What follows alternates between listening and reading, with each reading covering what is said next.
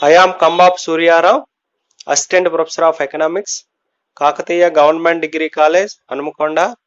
ఈరోజు ఆర్థికాభివృద్ధి మాపనల గురించి తెలుసుకుందాం.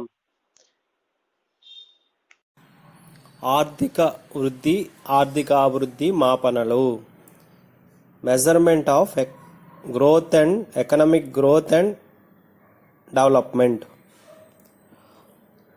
ఆర్థిక మాపనలు ఆర్థిక కార్యకలాపాలను సూచించే గణాంకాలు.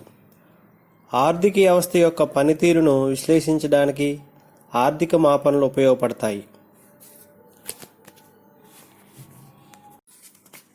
ఆర్థిక వృద్ధి అంటే దీర్ఘకాలంలో తలసరి వాస్తవ స్థూల జాతీయోత్పత్తిలో వచ్చే పెరుగుదలను ఆర్థిక వృద్ధి అంటారు. ఆర్థికాభివృద్ధి అంటే దేశంలోని ఉత్పత్తి పెరుగుదలతో పాటు వ్యవస్థాపూర్వక సాంకేతిక మార్పులతో కూడిన గుణాత్మక మార్పులను ఆర్థికాభివృద్ధి అంటారు. ఒక దేశంలో ఆర్థిక వృద్ధి కానీ ఆర్థికాభివృద్ధి జరిగిందా లేదా తెలుసుకోవడానికి ఆర్థిక మాపనల ద్వారా లెక్కిస్తారు. ఆర్థికాభివృద్ధి అనేది బహుముఖ ప్రక్రియ కాబట్టి ఏ ఒక్క సూచిక లేదా కొలమానం ద్వారా ఆర్థికాభివృద్ధిని జరిగింది లేదని గణించలేము. 1960 దశకం వరకు స్థూల జాతీయోత్పత్తి ఆధారంగా ఆర్థికాభివృద్ధిని మాపన చేసేవారు. అయితే చాలా దేశాలలో జనాభా, పేదరికం, నిరక్షరాస్యత, నిరుద్యోగిత మొదలైన సమస్యలతో పోరాటం చేస్తున్న నేపథ్యంలో స్థూల జాతీయోత్పత్తి లేదా జిఎన్పి ద్వారా ఆర్థికాభివృద్ధిని కొలవడం అర్ధరహితమని ఆర్థికవేత్తలు భావించారు. ఆర్థికాభివృద్ధి మాపనం చేయడానికి ఆర్థికవేత్తలు అనేక సూచికలను లేదా కొలిచే కొలమానాలను సూచించారు. అవి 1 వాస్తవ స్థూల జాతీయోత్పత్తి, 2 తలసరి ఆదాయం, 3 తలసరి వినియోగ స్థాయి, 4 నికర ఆర్థిక సంక్షేమ సూచి, 5 భౌతిక జీవన ప్రమాణ సూచి, 6 సమీకృత అభివృద్ధి సూచి, 7 మానవాభివృద్ధి సూచి, 8 లింగ సంబంధిత అభివృద్ధి సూచి, 9 లింగ సాధికారిత కొలమాని, 10 మానవ పేదరిక సూచి 1, 11 మానవ పేదరిక సూచి 2, 12 సామాజిక ప్రగతి సూచి సోషల్ ప్రోగ్రెస్ ఇండెక్స్. ఆర్థికాభివృద్ధి మాపనలు. 1 వాస్తవ స్థూల జాతీయోత్పత్తి. ఒక దేశంలో ఒక సంవత్సర కాలంలో ఉత్పత్తి అయిన వస్తు సేవల మొత్తాన్ని స్థిర ధరల్లో లెక్కించినట్లయితే దానిని వాస్తవ స్థూల జాతీయోత్పత్తి అంటారు. ఆర్థికాభివృద్ధి కొలమానంగా వాస్తవ స్థూల జాతీయోత్పత్తిని తీసుకోవచ్చని సైమన్ కుజ్నెట్స్, వీనర్, ఫ్రాంకిల్ లాంటి ఆర్థికవేత్తలు సమర్థించారు. జిఎన్పి అంటే ఒక దేశంలో సంవత్సర కాలంలో జరిగిన ఉత్పత్తి. జిఎన్పి పెరిగితే ఆర్థికాభివృద్ధి జరిగినట్లుగా భావించవచ్చునని వీరు సమర్థించారు. అయితే ప్రస్తుత ధరలో జిఎన్పి లెక్కించిన ఎడల సరైన అవగాహన రాదు. అందుచే ఆధార సంవత్సరం ధరల్లో లేదా వాస్తవ జిఎన్పిని గణించాలి. దీనికై క్రింది సూత్రం ఉపయోగిస్తారు. ప్రస్తుత సంవత్సరం ధరల సూచి ఈక్వల్ టు ప్రస్తుత సంవత్సరంలో ధరలు బై ఆధార సంవత్సరంలోని ధరలు ఇంటూ 100. ఈ సూచీ సంఖ్య ద్వారా ప్రస్తుత సంవత్సరంలో వాస్తవిక లేదా నిజ జాతీయోత్పత్తిని తెలుసుకోవచ్చు. ప్రస్తుత సంవత్సరం వాస్తవిక జాతీయోత్పత్తి ఈక్వల్ టు మార్కెట్ ధరల్లో ప్రస్తుత సంవత్సరపు స్థూల జాతీయోత్పత్తి బై ప్రస్తుత సంవత్సరం ధరల సూచి ఇంటూ 100. మార్కెట్ ధరలో జిఎన్పి 1500 కోట్లు, ప్రస్తుత ధరల సూచి 120 కోట్లు.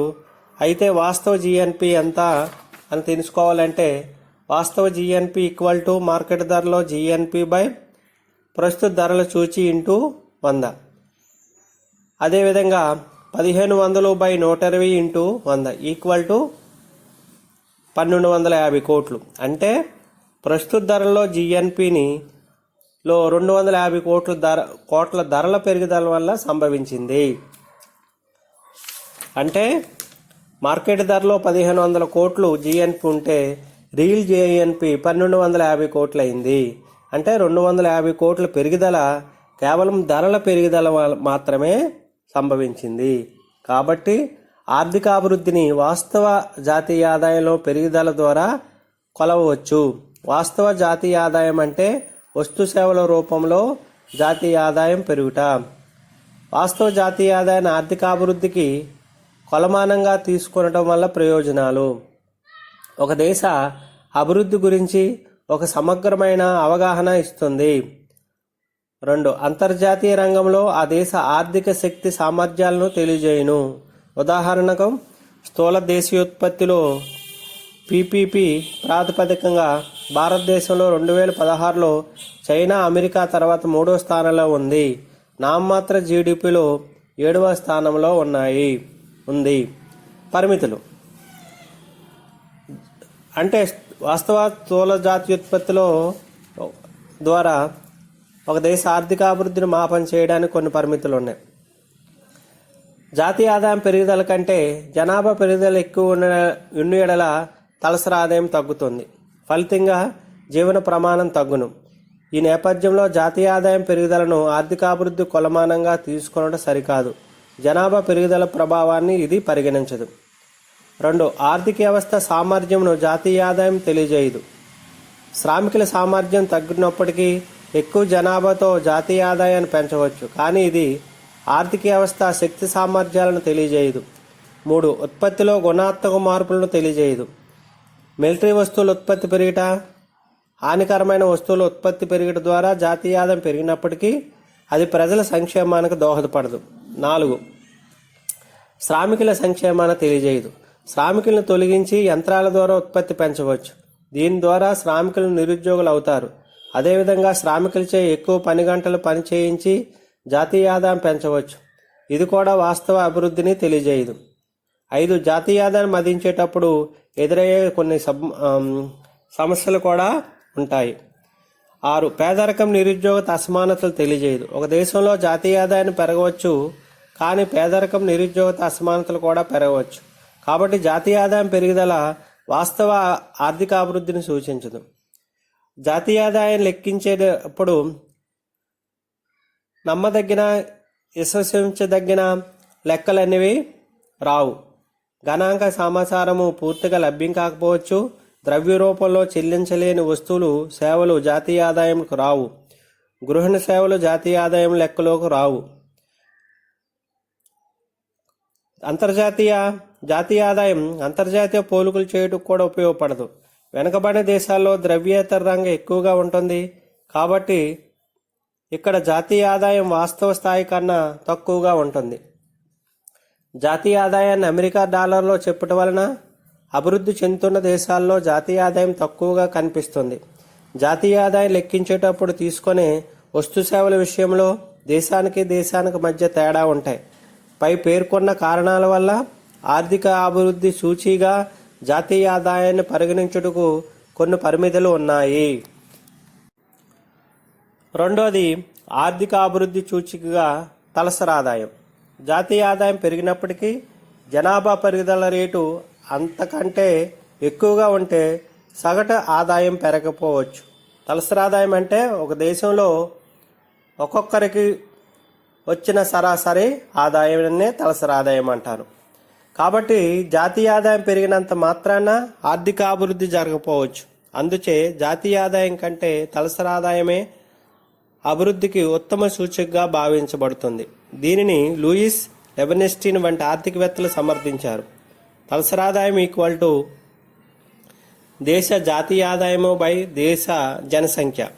అయితే తలసరి ఆదాయం పెరుగుదల అనేది దేశంలో ధరలు పెరగడం వల్ల జాతీయ ఆదాయం పెరిగి తలసరి ఆదాయం పెరిగినట్లుగా కనబడవచ్చు.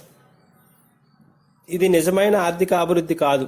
అలాంటప్పుడు వాస్తవ తలసరి ఆదాయం విధంగా పొందవచ్చు.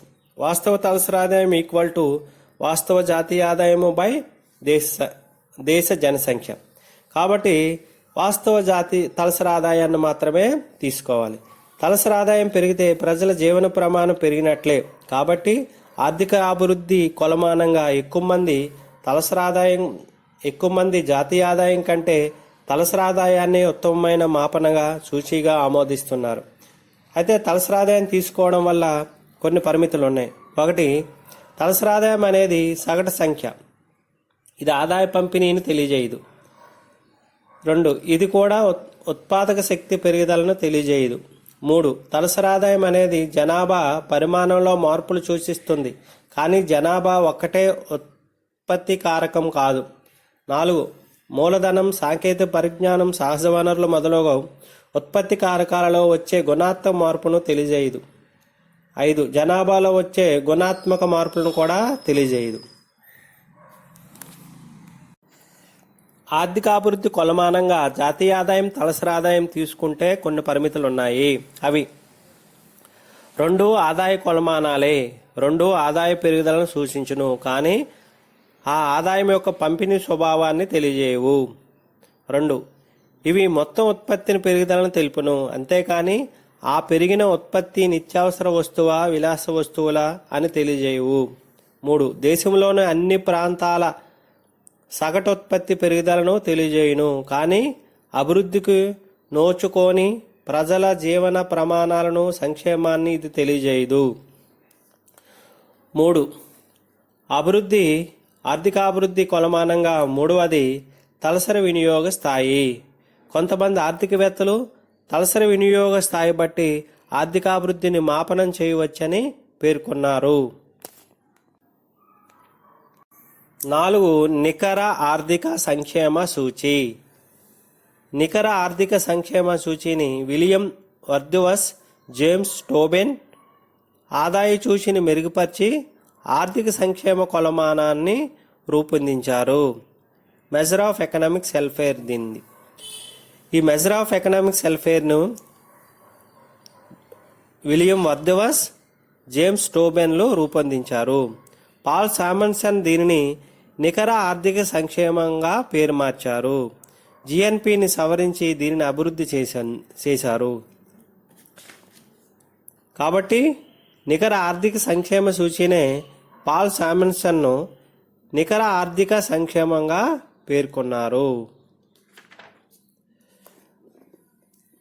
జాతీయ ఆదాయానికి విశ్రాంతి సమయం విలువను, గృహిణుల సేవలను కలిపి ఆధునిక పట్టణీకరణ, కాలుష్యం వంటి అసౌకర్య విలువను మినహాయించాలి.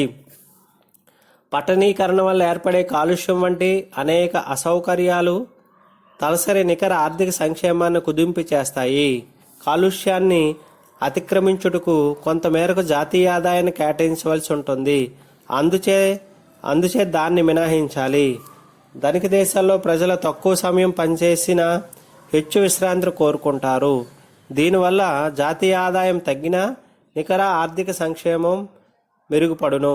నికర ఆర్థిక సంక్షేమ సూచి ఈక్వల్ టు వాస్తవ స్థూల జాతీయోత్పత్తి ప్లస్ విశ్రాంతి సమయము ప్లస్ మార్కెటేతర కార్యకలాపాలు మైనస్ పర్యావరణ కాలుష్యానికి అయ్యే వ్యయం. ఈ సూత్రం ద్వారా నికర ఆర్థిక సంక్షేమ సూచిని కనుగొనవచ్చు. జాతీయ ఆదాయం కంటే నికర ఆర్థిక సంక్షేమ సూచి ఎక్కువ అర్థవంతమైనది. 5వది భౌతిక జీవన ప్రమాణ సూచి, physical quality of life index. ఆదాయ సూచీలపైన విమర్శలు రావడంతో ఆదాయేతర సూచీలను ఆర్థికవేత్తలు సూచించారు. సమాన స్థాయి జాతీయ ఆదాయం కలిగిన దేశాలలో ప్రజల అక్షరాస్యత, ఆయుర్దాయము, పేదరికపు స్థాయిల్లో తేడాలున్నాయి. అందుచే 1970 దశకంలో ఆదాయేతర కొలమానాన్ని ఆర్థికవేత్తలు ప్రవేశపెట్టారు. 1979లో మోరిస్ అనే ఆర్థికవేత్త 3 అంశాలను తీసుకొని భౌతిక జీవన ప్రమాణ సూచిని తయారు చేశాడు. ఈ భౌతిక జీవన ప్రమాణ సూచిలో 3 అంశాలు ఉన్నాయి. అవి ప్రజల ఆయుర్దాయం, లైఫ్ ఎక్స్పెక్టెన్సీ అట్ ఏజ్ 1, శిశు మరణాల రేటు, ఇన్ఫెంట్ మోర్టాలిటీ రేట్, అక్షరాస్యత, లిటరసీ. భౌతిక జీవన ప్రమాణ సూచిని లెక్కించాలంటే భౌతిక జీవన ప్రమాణ సూచి ఈక్వల్ టు ప్రజల ఆయుర్దాయం శిశుమరణాల రేటు ప్లస్ అక్షరాస్యత బై 3. ఈ విధంగా చేస్తే కనిష్ట విలువ గరిష్ట విలువ వస్తుంది. శిశుమరణాల రేటు విషయంలో మాత్రం కనిష్ట విలువ నుంచి వాస్తవ విలువను తీసివేయాలి. ఈ 3 సూచీలు సమాన భారాన్ని ఇచ్చి కలపడం ద్వారా సమీకృత సూచీని రూపొందించారు. ప్రతి సూచికకు స్కేల్ పైన 0 నుండి 100 వరకు రేటింగ్ ఇస్తారు. 0 అనేది దయనీయమైన పనితీరు సూచించగా 100 అనేది అత్యున్నతమైన పనితీరును సూచిస్తుంది. ఈ భౌతిక జీవన ప్రమాణ సూచీని లెక్కించడానికి మోరిస్ ఆయుర్దాయాన్ని గరిష్ట విలువ 77 సంవత్సరాలు, కనిష్ట విలువ 28 సంవత్సరాలు, రేంజ్ 49. శిశుమరణాల రేటుకి గరిష్ట విలువ 9, కనిష్ట విలువ 229, రేంజ్ 220. అక్షరాస్యతకి గరిష్ట విలువ 100, కనిష్ట విలువ 0, రేంజ్ అనేది 100. ఈ విలువల ఆధారంగా భౌతిక జీవన ప్రమాణ సూచి లెక్కించడానికి ఒక్కొక్క అంశానికి అంశ సూచి తయారు చేయడం జరిగింది. అంశ సూచి ఈక్వల్ టు వాస్తవ విలువ మైనస్ కనిష్ట విలువ బై గరిష్ట విలువ మైనస్ కనిష్ట విలువ. ఈ సూత్రం ద్వారా ఆయుర్దాయం విలువ, శిశుమరణాల రేటు విలువ, అక్షరాస్యత విలువ వస్తుంది. ఈ 3 విలువలను కలిపి బై 3 చే భాగాహారం చేస్తే భౌతిక జీవన ప్రమాణ సూచి అనేది వస్తుంది. ఈ సూచి అనేది భౌతిక జీవన ప్రమాణ సూచి అనేది 0 నుండి 100 రేటింగ్ వరకు చూపిస్తుంది. కాబట్టి 0 అనేది దయనీయమైన పనితీరుని సూచించగా 100 అనేది అత్యున్నతమైన విలువని సూచిస్తుంది. PQLI లెక్కించేటప్పుడు PQLI మాపనంగా తీసుకున్నప్పుడు కొన్ని లోపాలన్నవి ఉన్నాయి. జీవన ప్రమాణ స్థాయిని సూచించే ఎన్నో సామాజిక మనస్తత్వ అంశాలలో 3 మాత్రమే ఈ సూచి పరిగణలోకి తీసుకుంది. ఈ సూచి 3 అంశాలు సమాన ప్రాధాన్యత కలిగినవి కావు. కాబట్టి ఈ 3 అంశాలకు సూచీలో సమాన భారం ఇవ్వడం సరికాదు. సాధారణంగా తక్కువ తలసరి ఆదాయం గల దేశాలలో PQLI విలువ తక్కువగాను, ఎక్కువ తలసరి ఆదాయం గల దేశాల్లో PQLI విలువ ఎక్కువగానున్నట్లు నిర్ధారణ అయింది. అయినప్పటికీ జాతీయ ఆదాయానికి భౌతిక జీవన ప్రమాణ సూచిక మధ్య గణనీయమైన సహసంబంధం లేదని మోరిస్ అధ్యయనంలో వెల్లడైంది. కొన్ని దేశాల్లో తలసరి ఆదాయం అధికంగా ఉన్నప్పటికీ PQLI సూచి అత్యల్పంగా ఉంది. తలసరి ఆదాయం తక్కువ ఉన్నప్పటికీ PQLI సూచి అధికంగా ఉంది. ఆర్థికాభివృద్ధి మాపనను చేయడానికి 6వ అంశంగా సమీకృత అభివృద్ధి సూచి composite index of development GNP, PCI, NUW, PQLIలను ఆర్థికాభివృద్ధి కొలమానంగా వినియోగించడంలో సమస్యలు ఉండడం వల్ల ఆర్థికాభివృద్ధిలో గణనీయమైన సహసంబంధం కలిగి ఉన్న కొన్ని చలాంకాలను ఎంపిక చేసి ఒక సమీకృత సూచి నిర్మించడం ప్రయత్నాలు జరిగాయి. అవి 1 EHEGEN 11 కొలమానాలతో సమీకృత సూచి నిర్మించాడు. ఆరోగ్యం, విద్య, ఉద్యోగత, రవాణా, మౌలిక సదుపాయాలు, పట్టణీకరణ, తలసరి ఆదాయం మొదలగు అంశాలు దీనిలో ఉన్నాయి. 16 సూచికల సహాయంతో 1979లో United Nations Research Institute on Social Development సంస్థ, సామాజిక అభివృద్ధిపై ఐక్యరాజ్య సమితి పరిశోధనా సంస్థ సమీకృత సామాజిక అభివృద్ధి సూచి నిర్మించింది. వానిలో 9 సామాజిక అంశ సూచికలు కాక 9 ఆర్థిక సూచికలు. మానవాభివృద్ధి సూచి 1979 సంవత్సరంలో భౌతిక జీవన ప్రమాణ సూచి లేదా PQLI ప్రకటించిన 11 సంవత్సరాల తర్వాత ఐక్యరాజ్య సమితికి చెందిన UNDP వారు 1990 నుంచి HDIని మానవాభివృద్ధి సూచీని రూపొందించి ప్రపంచ దేశాలలో మానవాభివృద్ధిని స్థాయిలను తెలిపే నివేదికను ప్రతి సంవత్సరం విడుదల చేస్తున్నారు. దేశానికి నిజమైన సంపద ఆ దేశంలోని ప్రజలే. ప్రజల స్వేచ్ఛను, ఎంపికలను విస్తృతపరచడమే ఆర్థికాభివృద్ధి ముఖ్య లక్ష్యం. మానవాభివృద్ధిని సంక్షిప్తంగా కొలిసే సాధనమే మానవాభివృద్ధి సూచి. ప్రజల ఎంపికలను విస్తృత చేయడంతో పాటు ప్రజా శ్రేయస్సును పెంపొందించే క్రమాన్నే మానవాభివృద్ధి అని మహబూబ్ ఉల్ హక్ నిర్వచించాడు. 1990 నుంచి మానవాభివృద్ధి సూచీని ఐక్యరాజ్య సమితిలోని UNDP వారు ప్రచురిస్తున్నారు. మొదట HDRలోని UNDP వారు HDI ప్రచురించి అది మహబూబ్ ఉల్ హక్ ఆధ్వర్యంలో రూపొందించబడింది. కాబట్టి మానవాభివృద్ధి సూచీని మహబూబ్ ఉల్ హక్ అనే పాకిస్తాన్ ఆర్థికవేత్త దీనిని రూపొందించాడు. ఈ 1990లో దీనిని రూపొందించాడు. రూపకర్త మహబూబ్ ఉల్ హక్. HDI రూపొందించడంలో రిచర్డ్ జాలీ, గుస్తావ్ రానిష్, మేఘనాథ్ దేశాయ్, సంక్షేమ ఆర్థికవేత్త అమర్త్య సేన్ మొదలగు కృషి కూడా ఇందులో ఉంది. అయినప్పటికీ HDI రూపశిల్పిగా మహబూబ్ ఉల్ హక్ని పేర్కొంటారు. ఈ మానవాభివృద్ధిలో సూచీలోని అంశాలు. ఈ మానవాభివృద్ధి 3 అంశాలలో సగటుని ఇందులో ఉంటుంది. కాబట్టి మానవాభివృద్ధి సూచీలో 3 అంశాలు తీసుకున్నారు. 1 దీర్ఘకాలిక ఆరోగ్యవంతమైన జీవనం, దీనిని ఆయుర్దాయంతో కొలుస్తారు.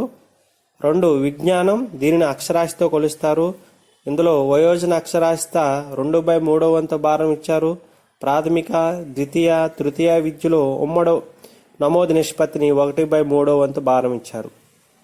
3 మెరుగైన జీవన ప్రమాణ, స్టాండర్డ్ ఆఫ్ లివింగ్, దీనిని వాస్తవ తలసరి GDP ద్వారా కొలుస్తారు.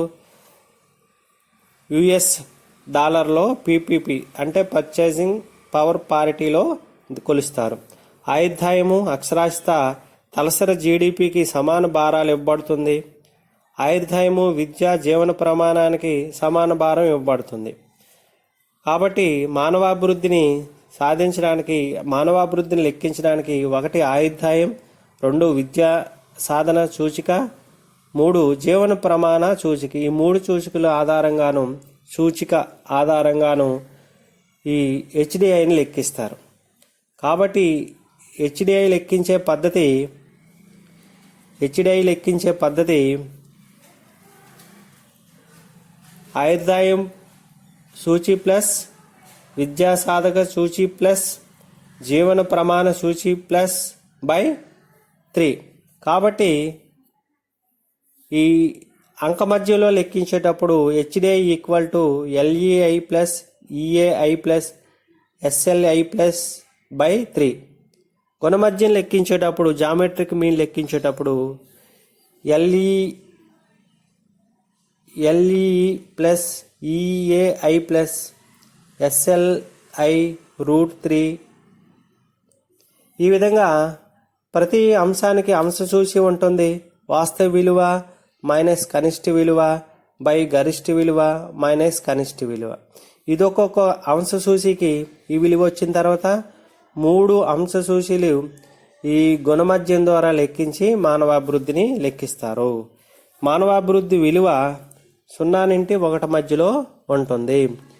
కాబట్టి ఈ ప్రపంచ దేశాలు మానవాభివృద్ధి సూచి ఆధారంగా వర్గీకరించినట్లయితే తక్కువ మానవాభివృద్ధి దేశాలు 0.00 నుండి 0.499, మధ్య స్థాయి మానవాభివృద్ధి దేశాలు 0.500 నుండి 0.799, అధిక మానవాభివృద్ధి దేశాలు 0.800 నుండి 0.899, అత్యధిక మానవాభివృద్ధి దేశాలు 0.900 నుండి 1.00. ఈ విధంగా మానవాభివృద్ధి సూచీలో వచ్చిన విలువ ఆధారంగా ప్రపంచ దేశాలు 4 వర్గాలుగా విభజించారు. తక్కువ మానవాభివృద్ధి దేశాలు, మధ్యస్థాయి మానవాభివృద్ధి దేశాలు, అధిక మానవాభివృద్ధి దేశాలు, అత్యధిక మానవాభివృద్ధి దేశాలు. భారత HDIలు పెరుగుతున్నప్పటికీ స్థానం వెనకబడింది. కారణం వెనకబడిన దేశాలు వేగంగా మానవాభివృద్ధిని పెంచుకోవడమే. తలసరి ఆదాయం గణనలో తలసరి GDPకి బదులు తలసరి GNI తీసుకున్నారు. అక్షరాస్యతలో వయోజన అక్షరాస్యత ఉమ్మడి నమోదు నిష్పత్తికి బదులు expected years of schooling, mean years of స్కూలింగ్ను ప్రవేశపెట్టారు. 3 అంశాల యొక్క కనిష్ట గరిష్ట విలువను మార్చారు. 3 అంశాలు సగటును గణించేటప్పుడు సామాన్య అంకమద్యం బదులు గుణమధ్యాన్ని తీసుకున్నారు. హెచ్డిఐ పట్టికను మనం పరిశీలించినట్లయితే ఈ పట్టికలో 3 అంశ సూచిలో కనిష్ట విలువ, గరిష్ట విలువలు ఉంటాయి. 1 ఆరోగ్యం కనిష్ట విలువ 25 సంవత్సరాలు, గరిష్ట విలువ 85 సంవత్సరాలు. అక్షరాస్యతలో ఏఎల్ఆర్ అనేది కనిష్ట విలువ 0, గరిష్ట విలువ 100. సిఈఆర్ అనేది కనిష్ట విలువ 0, గరిష్ట విలువ 100. జీవన తలసరి ప్రమాణ అంటే జీవన ప్రమాణము తలసరి ఆదాయం తీసుకున్నారు కాబట్టి తలసరి ఆదాయంలోని కనిష్ట విలువ $100, గరిష్ట విలువ $40. కాబట్టి 2010 నుంచి హెచ్డిఐ కొన్ని అంశాలు తీసుకోవడం జరిగింది. అవి మనం పరిశీలించినట్లయితే ఆయుర్దాయం అనేది కనిష్ట విలువ 20 సంవత్సరాలు తీసుకున్నారు, గరిష్ట విలువ 85 సంవత్సరాలు తీసుకున్నారు. అలాగే విద్యా సూచిలో ఎంవైఎస్ని కనిష్ట విలువ 0, గరిష్ట విలువ 15. ఈవైఎస్ని కనిష్ట విలువ 0, గరిష్ట విలువ 18. తలసరి జిఎన్ఐ కనిష్ట విలువ $100, గరిష్ట విలువ $75. కాబట్టి ఈవైఎస్ అంటే expected years of schooling, EYS అంటే years of schooling, mean years of schooling. దీని ఆధారంగాను ఈ పట్టిక ఆధారంగాను మనం మానవాభివృద్ధి సూచీని గణించవచ్చు. మానవాభివృద్ధి సూచీలో భారతదేశం స్థానం 2008లో 132 స్థానం, 2009లో 134 స్థానం, 2010లో 119 స్థానం, 2011లో 134 స్థానం, 2012లో 136 స్థానం, 2013లో 135 స్థానం, 2013లో 136 స్థానం, 2014లో 135 స్థానం, 2015లో 130 స్థానంలో ఉంది. మానవాభివృద్ధి సూచీలో భారతదేశం 2017కి 130వ స్థానం, 2018 సంవత్సరానికి 129వ స్థానం కలిగి ఉంది. 9వది లింగ సంబంధిత అభివృద్ధి సూచి GDI, gender related development index. 1995 నుంచి మానవాభివృద్ధి రిపోర్ట్లో UNDP వారు దీనిని లెక్కిస్తున్నారు. హెచ్డిఐలో తీసుకున్న 3 అంశాలు GDIలో గణిస్తారు. GDIలో మాత్రము స్త్రీల ఆయుర్దాయము, అక్షరాస్యత, తలసరి ఆదాయం విడివిడిగా లెక్కిస్తారు. ఒక దేశంలో లింగ సంబంధిత అసమానతలు లేకపోతే అక్కడ GDI విలువ హెచ్డిఐ విలువ సమానంగా ఉంటుంది. లింగ భేదం ఎక్కువగా కనిపిస్తే GDI విలువ హెచ్డిఐ విలువ కంటే తక్కువగా ఉంటుంది. అనగా లింగ సంబంధిత అభివృద్ధి సూచి, మానవాభివృద్ధి సూచి మధ్య వ్యత్యాసం ఎక్కువగా ఉంటే లింగ విచక్షణ ఎక్కువగా ఉన్నట్లు లెక్కిస్తారు. 10 లింగ సాధికారిత కొలమాని GEM, జెండర్ ఎంపవర్మెంట్ మెజర్. మానవాభివృద్ధి సూచి కానీ లింగ సంబంధిత అభివృద్ధి సూచి కానీ పరిపాలన, రాజకీయ రంగాలలో ముఖ్యంగా స్త్రీలు పాలు పంచుకునే అంశాలు పరిగణించవు. లింగ సాధికారిత కొలమాని స్త్రీలు పరిపాలన, రాజకీయ జీవితాలలో ఏ మేరకు పాలు పంచుకుంటున్నారనే విషయం పొందుపరిచారు. ఉదాహరణ పార్లమెంట్లో స్త్రీల సభ్యుల శాతం, రాష్ట్ర శాసనసభలో స్త్రీల సభ్యుల శాతం, మీదుగా IAS, IPS మొదలుగా దేశ పరిపాలనలో స్త్రీల యొక్క శాతం మొదలగు అంశాలను తీసుకుంటారు. జెండర్ ఎంపవర్మెంట్ మెజర్స్లో పరిగణించే అంశాలు ఆర్థిక భాగస్వామ్యం మరియు నిర్ణయాలు తీసుకోవడం, 2 రాజకీయ భాగస్వామ్యాన్ని నిర్ణయాలు తీసుకోవడం. 3 ఆర్థిక వనరులపై ఆధిక్యత. పేదరిక సూచి 1 HPI-1 హ్యూమన్ పావర్టీ ఇండెక్స్ 1. దీనిని అభివృద్ధి చెందుతున్న దేశాల్లో గణిస్తారు. దీనిని 1997లో ప్రవేశపెట్టారు. ఇందులో కూడా HDIలో అంశాలే పరిగణలో తీసుకుంటారు. 40 సంవత్సరాల ముందు చనిపోయేవారి శాతము. బి వయోజన అక్షరాస్యత. సి జీవన ప్రమాణము. జీవన ప్రమాణాన్ని 3 అంశాలతో గణిస్తారు. మెరుగైన వైద్య సదుపాయాలు, సురక్షిత మంచినీరు, 5 సంవత్సరాలలోపు తక్కువ బరువు కలిగిన పిల్లలు. ఈ అంశాల ఆధారంగాను హ్యూమన్ పావర్టీ ఇండెక్స్ 1 అనేది లెక్కిస్తారు. హ్యూమన్ పావర్టీ ఇండెక్స్ 1997లో ప్రవేశపెట్టారు.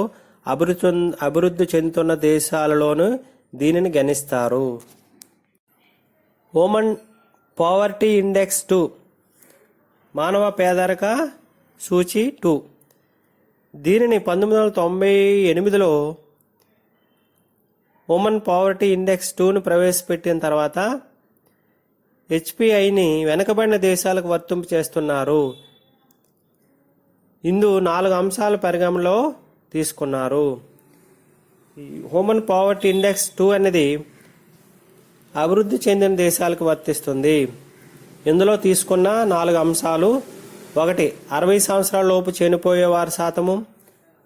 బి వయోజనుల విధుల రీత్యా నిరక్షరాస్యత.